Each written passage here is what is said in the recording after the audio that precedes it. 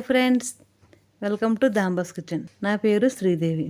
ఈరోజు నేను చేయబోయేది మసాలా బఠానీ.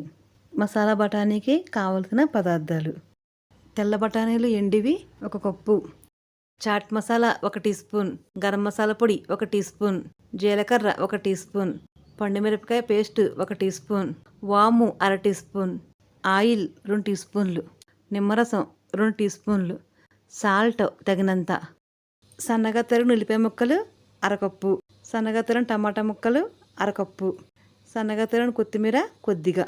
తయారు చేయ విధానం: ఒక బౌల్ తీసుకుని కప్పు బఠానీలు వేసి సరిపడ వాటర్ పోసుకుని 10 గంటల వరకు నానబెట్టుకోవాలి. 10 గంటలు నానిన బఠానీలను 2-3 సార్లు కడిగిన తర్వాత కుక్కర్లో వేసి కప్పు బఠానీలకు కప్పు వాటర్ పోసుకుని 1 స్పూన్ సాల్ట్ వేసి ఒకసారి కలిపి మూత పెట్టి 6 విజిల్లు వేయించుకోవాలి. ఇప్పుడు మూత తీసి ఒకసారి బఠానీలను చూసుకోవాలి. బఠానీ ఇలా మెత్తగా ఉడకాలి. గట్టిగా ఉన్నట్లయితే కొద్దిగా వాటర్ పోసి 2 విజిల్లు వేయించుకోవాలి. ఇప్పుడు బఠానీలను వాటర్ లేకుండా ఒక బౌల్లోకి తీసుకోవాలి.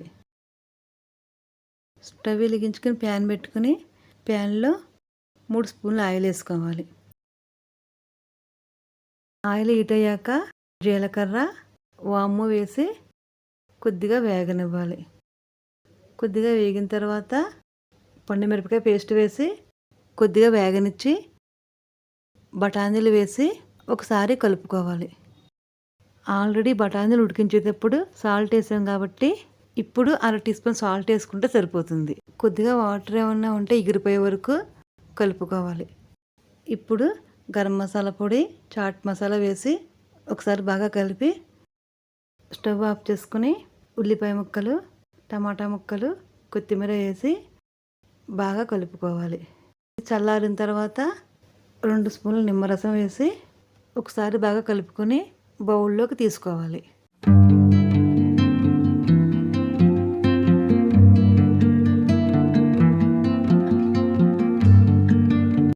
పిల్లలు ఎంతో ఇష్టపడి తినే మసాలా బఠానీ రెడీ.